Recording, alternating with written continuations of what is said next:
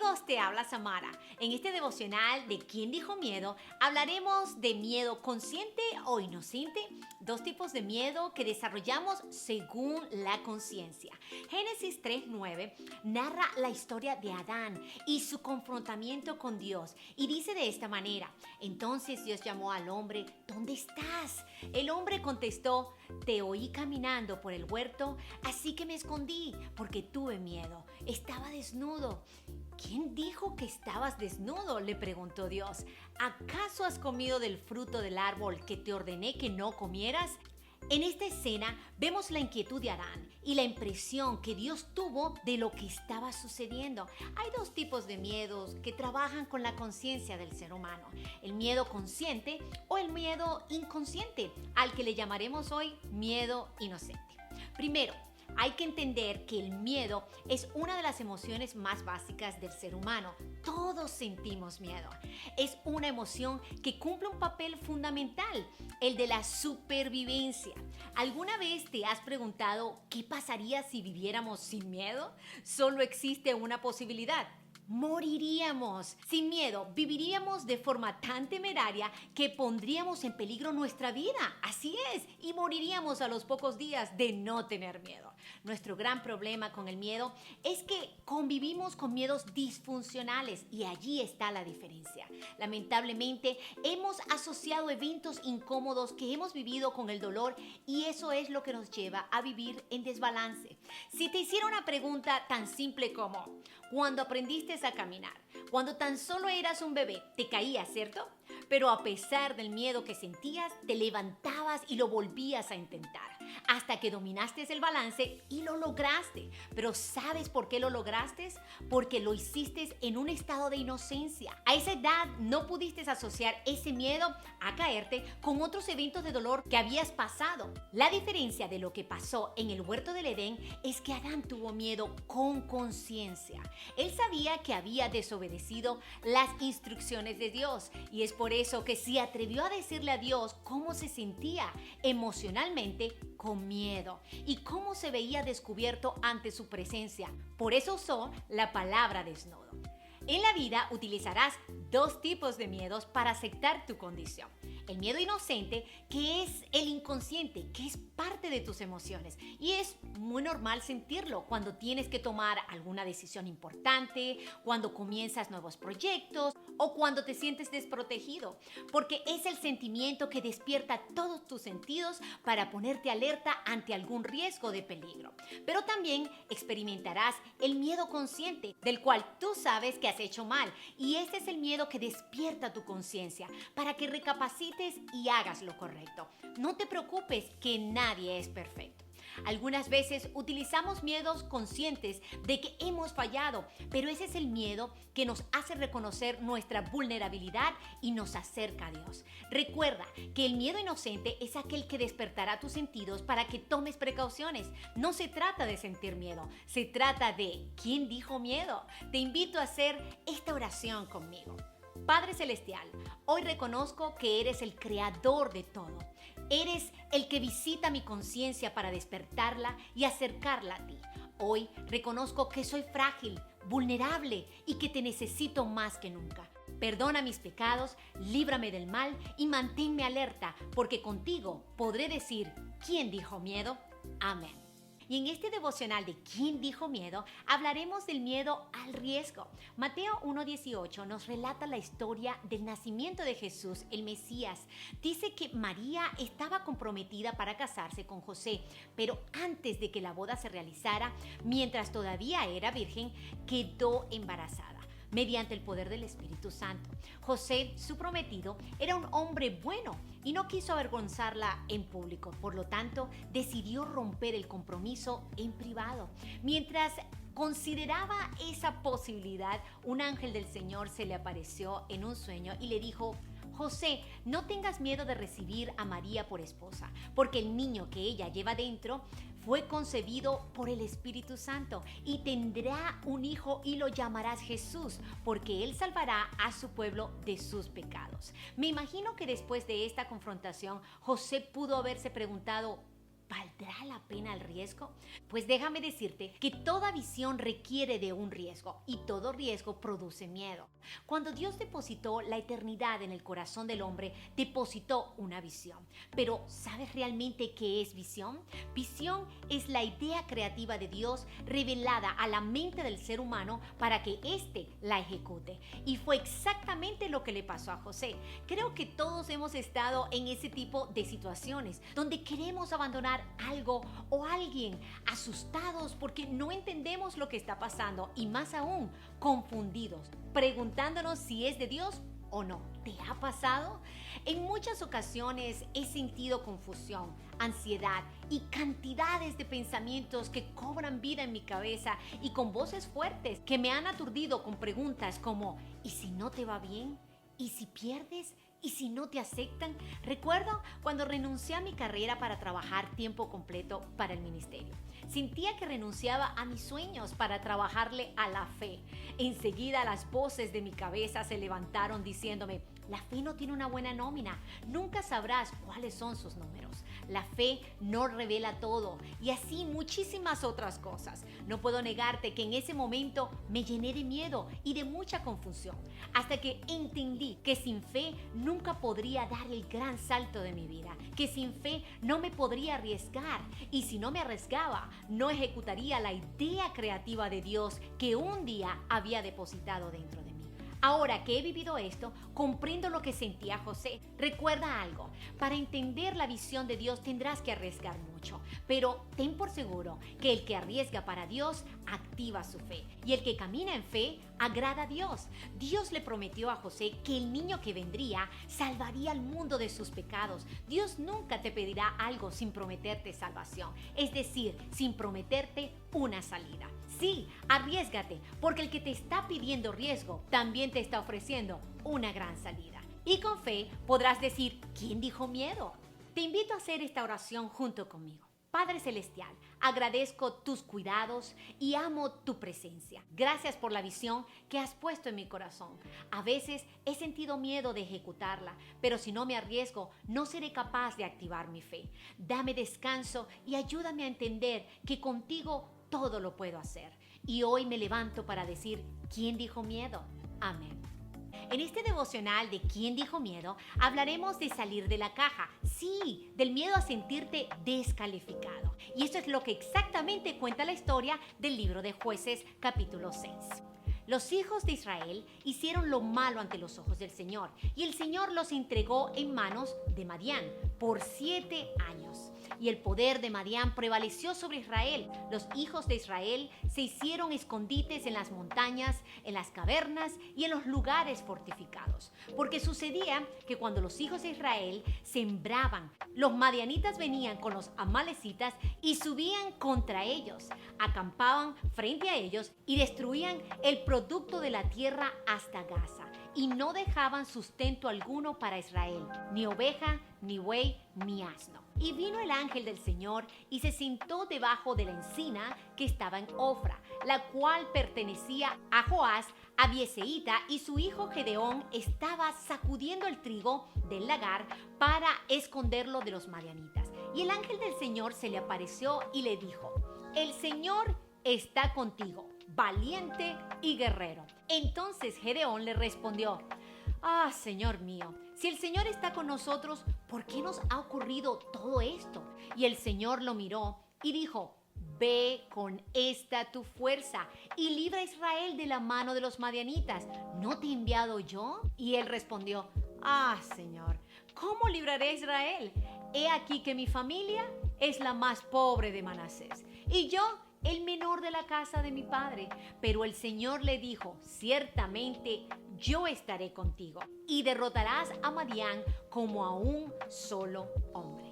En esta historia encontramos a un hombre que se encerró en su propia caja de imposibilidades, de excusas, es decir, se descalificó por completo. Este tipo de miedo comienza cuando tú mismo crees que no calificas. Eso es exactamente lo que vivió este personaje bíblico. Pensó que la asignación que Dios le estaba dando le quedaba grande, porque comenzó a descalificarse él mismo. ¿Cuántas veces te has sentido de esa manera? Yo, muchísimas. Recuerdo el día que tomé mi examen de conducir para que me dieran mi licencia. Mi esposo me decía, sé que lo lograrás porque tú eres muy inteligente y capaz. Me reía a carcajadas y le dije que eso solo lo decía porque me veía con los ojos del amor y comencé por recordarle que era pésima retrocediendo, torpe para estacionarme, indecisa para cruzar, olvidadiza para poner las luces de cambio, etcétera y etcétera. Me lo creí tanto, me descalifiqué tanto que tomé el examen 3 veces. A la tercera vez, mi esposo tuvo que decirme, necesito que salgas de esa caja donde te has metido. Y yo riendo le pregunté, ¿de qué caja me hablas? Y me respondió, de la caja de las imposibilidades. Dios te ayudará, confía en Él. Hoy le doy gracias a Dios porque no he sido la única. Gedeón también estuvo en esa posición, pero Dios tuvo que recordarle que tenía que salir de esa caja porque Él mismo estaría con él. Hoy te animo a que salgas de esa caja y recuerdes que quien te acompaña es el que te dará la victoria. ¿Quién dijo miedo? Te invito a hacer esta oración conmigo. Querido Padre Celestial, admiro tu grandeza y reconozco tu poder. Sé que a veces me he metido en una caja de imposibilidades, pero hoy he aprendido que tú me has dotado de grandes talentos y me has calificado para una asignación especial en la vida. Si tú vas conmigo, ¿quién dijo miedo? Amén. En este devocional de ¿Quién dijo miedo? Hablaremos del miedo al futuro. En esta historia de Mateo 6:27 encontraremos a un Jesús enseñándonos qué tipo de ganancias deja el futuro. ¿Creen ustedes que por preocuparse vivirán un día más? Aprendan de las flores que están en el campo. Ellas no trabajan para hacerse sus vestidos. Sin embargo, les aseguro que ni el rey Salomón se vistió tan bien como ellas a pesar de sus muchas riquezas. Si Dios hace tan hermosas a las flores que viven tan poco tiempo, ¿acaso no hará más por ustedes? Veo que todavía no han aprendido a confiar en Dios. Ya no se preocupen por lo que van a comer o lo que van a beber o por la ropa que se van a poner. Solo los que no conocen a Dios se preocupan por eso. Ustedes tienen como Padre a Dios que está en el cielo y Él sabe lo que ustedes necesitan. Lo más importante es que reconozcan a Dios como único Rey y que hagan lo que Él les pide. Dios le dará a su tiempo todo lo que necesiten. Miedo al futuro. ¿Sabías que la desconfianza genera miedos? Recuerdo que cuando era niña, en la escuela me enseñaron los tipos de tiempos que vivimos. Sin más no recuerdo, mi maestra de grado se tomaba mucho tiempo para explicarme que el tiempo presente se refiere al conjunto de sucesos que tienen lugar en el momento del habla o de la acción presentada en tal momento. Ejemplo, está lloviendo fuerte. El tiempo pasado es el tiempo que ya sucedió y que en una línea cronológica ha quedado atrás. Ejemplo, ayer llovió muy fuerte y el tiempo futuro es aquello que está por venir. Ejemplo, mañana lloverá muy fuerte. Si pudiste notar la diferencia, dije lo mismo en 3 tiempos diferentes. Uno que está ocurriendo, otro que ocurrió y uno que ocurrirá. No fue difícil aprenderlo, pero siempre le preguntaba a mi maestra, ¿y si no llueve mañana, seguirá siendo futuro? Entonces mi maestra con delicadeza me explicaba de nuevo la línea cronológica del tiempo. Jesús en esta historia hizo hincapié en un tiempo que nos genera mucha ansiedad, el futuro.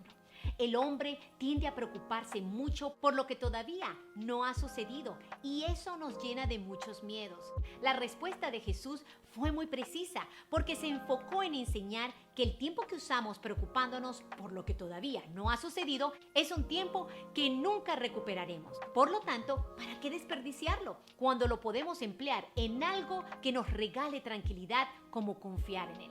Jesús usó ejemplos peculiares para que sepas el tipo de valor que tienes ante el Padre Celestial. Es necesario que confíes más en los cuidados de Dios que en el futuro, ya que este no está garantizado. Así que, futuro, aunque te desconozca, con Dios cuidándome, ¿quién dijo miedo? Te invito a que hagas esta oración conmigo. Amado Padre Celestial, estoy muy agradecido por tus cuidados. Sé que valoras mi vida porque soy tu hijo. Reconozco que algunas veces el futuro me asusta. Tiendo a querer controlarlo todo, pero eso no ha sido tu recomendación. Perdóname por desconfiar de tus cuidados y hoy me comprometo a vivir un día a la vez y dejar el resto en tus manos, porque si estoy en tus manos, ¿quién dijo miedo? Amén. En este devocional de ¿Quién dijo miedo? Hablaremos del miedo a la espera. El libro de Santiago 1:3 considera la espera de esta manera.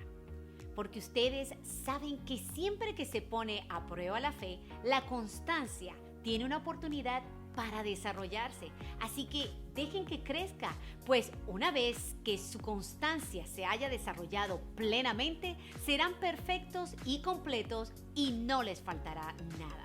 Y si necesitan sabiduría, pídansela a nuestro Dios, que es muy generoso y se las dará sin despreciarlos por pedirla.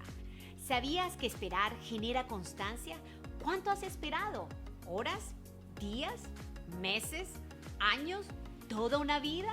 Por el tipo de personalidad que poseo, esperar para mí es la herramienta más innecesaria y sin sentido que poseemos. ¿Para qué esperar cuando podemos responder en minutos, actuar en menos de lo que se piensa, decidir sin dudarlo? Por lo menos ese era mi concepto. Hasta que la palabra de Dios me confrontó un día y me dijo, le tienes miedo a la espera. Por eso no te gusta. ¡Wow! Para serle sincera, nunca pensé que odiar tanto la espera tenía que ver con miedo. Claro, ahora lo recuerdo. Cuando era niña, mi madre y mi padre se separaron. Mi madre sacó adelante a 7 hijos. Mi madre tenía que trabajar largas horas y a veces mis recogidas cuando la escuela se terminaba se tornaban en largas horas de espera.